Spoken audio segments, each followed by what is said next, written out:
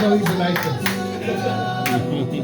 All right, guys, keep it going for William Kirk, everybody.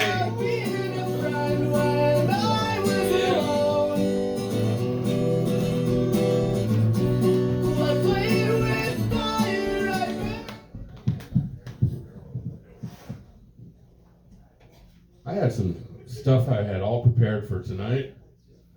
I was going to do essentially what I did last week, except not forget part of it halfway through. I was going to start off giving Thomas, my lawyer friend. Do lawyers have friends or just retainers, right? Yeah. Some shit. You're not the first lawyer who's ever laughed in my face. Actually, that's not true. Most lawyers gets pretty grim with me and them. Those interactions I've had usually ends with me wanting to spend 5 minutes in a padded room with them alone. I joke the room would be padded. But no, I was going to do this whole routine from last week. I had it all worked out. And then I came home earlier tonight and watched the news. And this shit just writes itself. I mean, did you see this tonight? There was this guy in Brooklyn with a U-Haul driving for 40 minutes. The police were chasing him. He was run over bicyclists, motorcyclists, cops. They had video of him driving. It was one of those 1995, rent this U-Haul for 1995 U-Hauls. And he was driving up the sidewalk and he had video and they finally got him to crash into a wall. And of course, my first question was, did you get the collision damage waiver on that thing?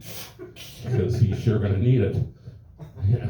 And then, of course, they had all the fucking balloons, they're shooting down, like the one a week ago, where they said, oh, it's the size of 3 school buses.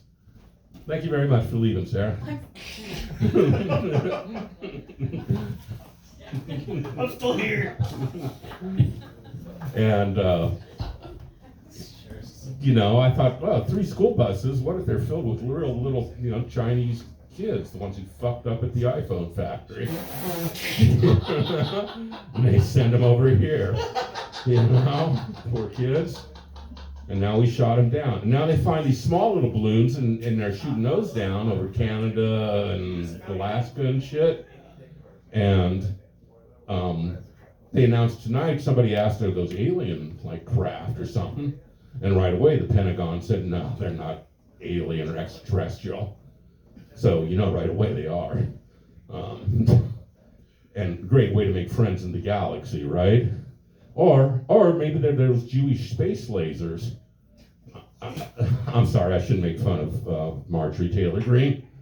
That's really, I know that's off limits in comedy. That's punching down on stupid people. Really shouldn't do that. And then, of course, there's the 500-pound gorilla in the room, or in the cage. Did you hear about this one? In Japan, zoo, there was like a female gorilla. It was in a cage by itself. And it had like concrete 6-inch concrete walls by itself. It was a Gibbons. It was a Gibbons, part of the great ape family. And somehow it got pregnant. And they figured out finally that there was a little pencil-sized hole in the concrete. This is true. I can't make this shit up. That the male gorilla in the next cell basically smelled the female gorilla. And apparently this guy wasn't too well endowed. So through the pencil-sized little hole there, he was able to impregnate this female. Nice. Yeah, so this guy's got to run around the rest of his life with being called Pencil Dick. And who knew that gorillas, great apes, were into glory holes? I mean, it goes back genetically that far. What else I was going to do? Oh, yeah, the girl at work that I told about Mick Jagger, and she said, who's Mick Jagger? And now she just closes her door and doesn't talk to me anymore. Actually, this is maybe isn't funny, but I did snub Mick Jagger once, for real. True story. It may not be funny, but maybe it's funny because I was younger. It was 1981. It was the Tattoo U tour. Start Me Up, looking for a friend. They were playing Seattle, the Kingdom. Used to be the big venue up there. And they had one show Tuesday night, and I was living in Corvallis, going to school at the time. everybody said, oh, we gotta go see these guys. They ain't gonna be around for much longer. You know, shit, they're hitting their 40s. So they added a second show the next day by demand. So I took a bus up from Corvallis with a bunch of people going to see 100 level tickets, both shows, and got, you know, drinking, chugging Jack Daniels and smoking grass all the way up. Saw the first show, got in line for the next show, and it was up till like 6 in the morning, passing around a bottle of Jack. I don't know how I got it. Was like one of the first 10, 12 people in the Kingdom for the second show. Was like Wednesday afternoon. And I'm sitting there in one of the chairs on 100 level, and I'm sitting there, and I'm just trying to get some sleep. I've been up partying all night. And some little freaky dude with a just starts jumping up and down on the floor in front of me, has a rubber mask on. He says, come on down, man, come on down. And I'm like, I'm just fucking tired. Fuck you, man. So I go and, you know, watch the show. I get home. And even my parents, who never listened to fucking rock and roll, knew who Mick Jagger was. And when I got home, they said, hey, man, did you hear that Mick Jagger was walking around the audience with a rubber mask on?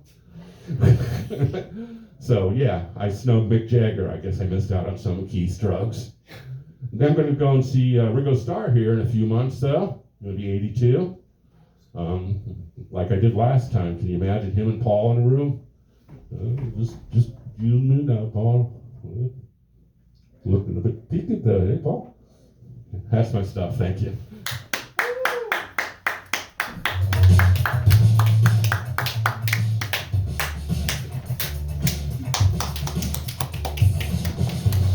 Rhythm Kurt, everybody.